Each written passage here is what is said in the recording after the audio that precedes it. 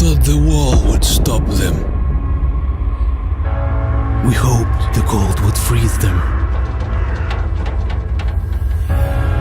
We thought the army would crush them. But nothing worked. We're all alone. And they just keep coming.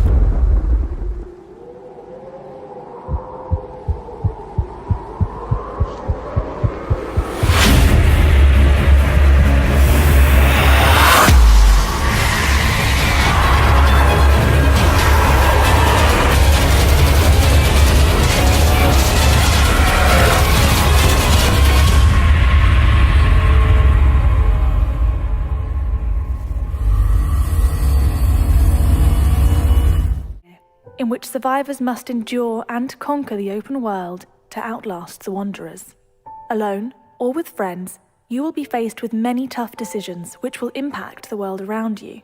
Whether you choose to challenge yourself in the non-linear story or go off the beaten path, you will need to evolve your character and playstyle to survive.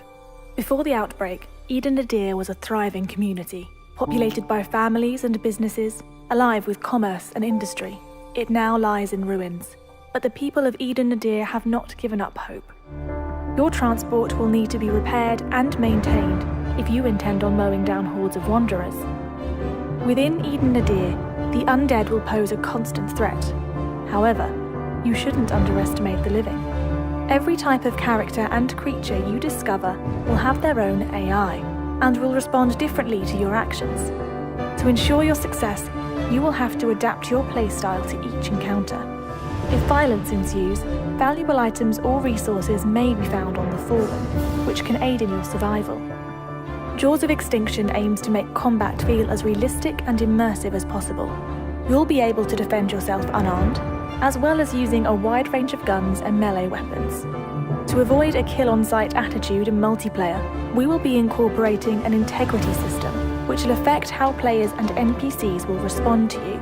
Those determined to prey on survivors and ransack villages will build a reputation and will be much less likely to be accepted into safe zones for recuperation or trading.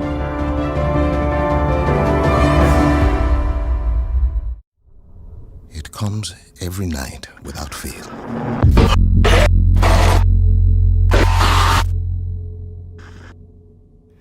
There are different people every time. Let's get this done quickly. Get whatever the warden want and get home. But I recognize them somehow. What the hell is this place? They're screaming at me. I don't hear them, but I know they're screaming. You got anything? Such hate and anger. I hope you bastards are looking up once in a while. Those fuckers might be anywhere. I don't know what I have done to them. This place is so damn dark. Sleepers. They want me to feel what they feel. This is good, man. This is good stuff. It'll trade. Everything trades. Oh, fuck. To be honest, any second, keep your eyes on that door. Ah, shit, there's fucking loads of them.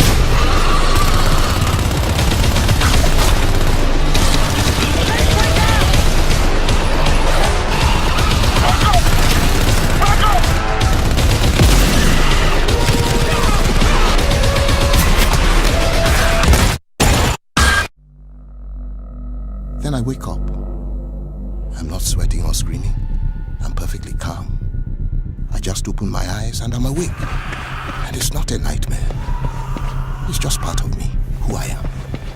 I don't fight it. I just live around it.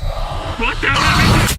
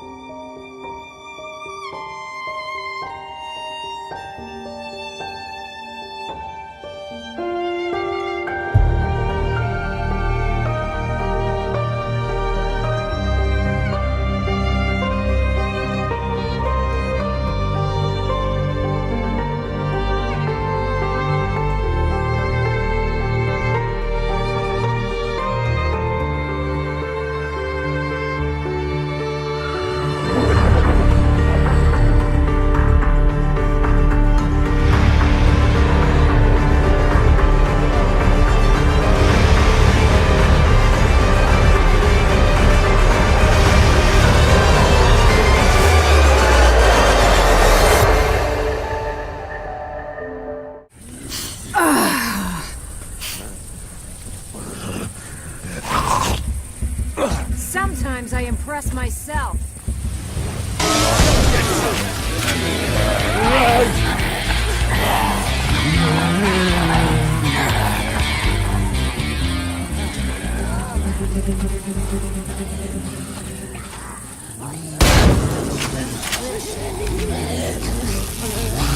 I'm really making progress here.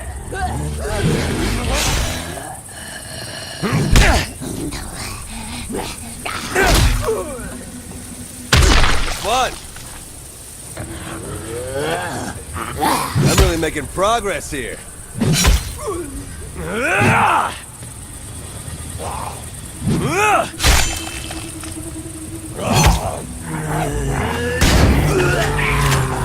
Making progress here.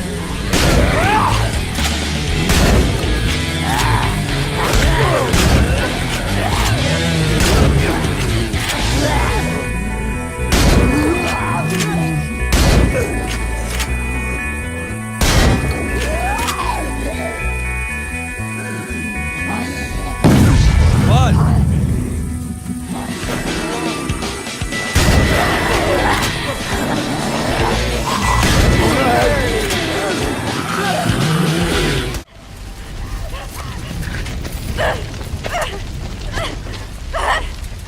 Yara!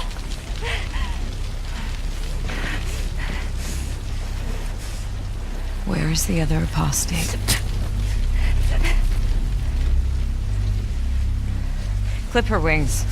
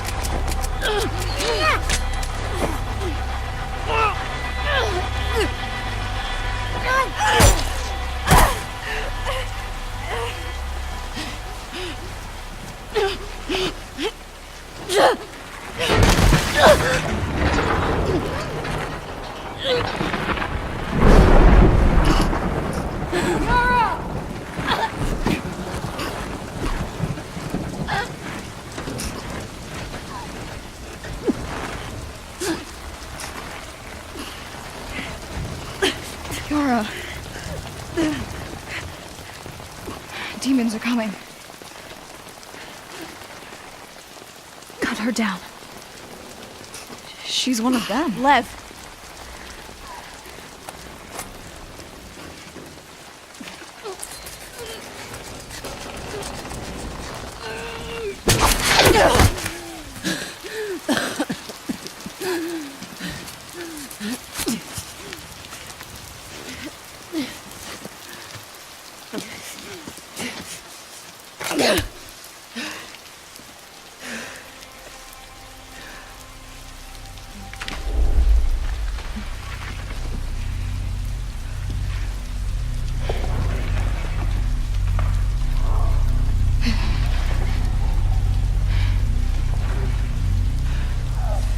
Watch your backs.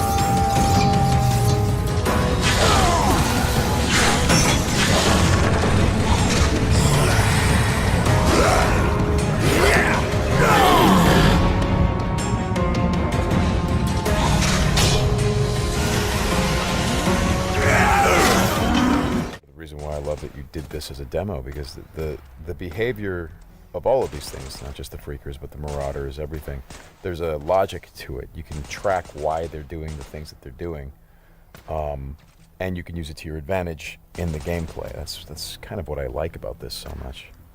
And that's really what we wanted to showcase this year, is that it's an open world game, and everything you see around here, and again, we're only playing this 2 different ways.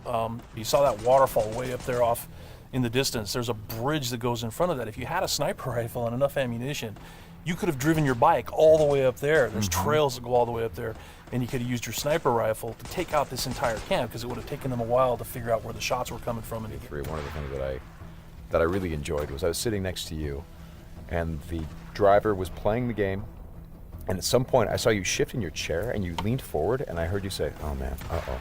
And I'm like, "Whoa, what's going on?" He's like, "He's gonna get killed." I'm like, "Whoa, oh!" And I leaned forward. I was like, "Oh, I guess there's some real danger." And one of the things was that he was running out of ammunition, and he was trying to go pick up ammo from the dead.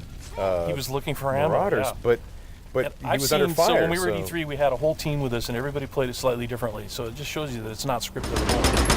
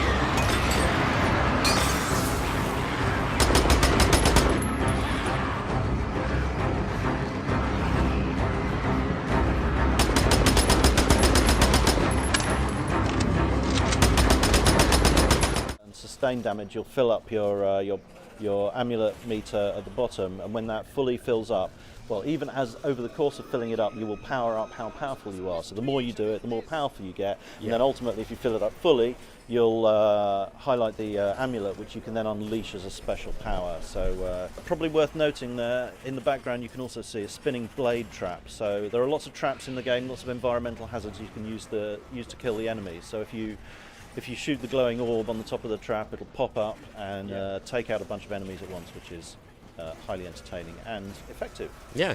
The cool thing when you're in a real midst of like a huge fight, which you'll probably see a lot of later in this playthrough, the more you do your power-ups and you unleash those attacks, it'll really quickly fill your meter again. Yes. So you can kind of chain your power-ups together, which is there we go. satisfying. Now that was mine. That's Gracie's special. So you can. Right, I think it's time to finish him off. Oh. Nice. Oh. You're low on health. There we go. Here. I am. Oh, you good? I'm back. Oh, and there was me just firing my magic into his back there. He's going down. There he is. Hey. Oh, is that's that glowing door over there. Each of the characters has the ability to open certain areas in the environment, and that one's only open to Gracie. It's aligned with her particular class. Yes. The engineer, yes. Yeah. Engineer in this case, yeah. And so, yeah, there's going to be secret areas that each of the characters can open, so it's well worth playing through as a group, as all different characters, or if you're in single player, replaying the level so you can experience everything. Yes. And find all the treasure, because the more loot you pick up, the more you can spend it at workbenches to improve your weapons. And we've been on this journey with Clementine since 2012. We had no idea that Clem was going to mean so much to players. She set out at the end of A New Frontier with one singular goal in mind, which was to find AJ and make that again for herself. Now, what she's going to do when she finds him, that is the story of Season 4. That is the story of future Clem. Who she wants to be, who she wants to be with, and how she wants to be, those are decisions the player's going to make. through Season 1 and hearing that response, and that's what drove our decision to play as her in this 4th and final season. You will play as Clem. This will be Clem's story.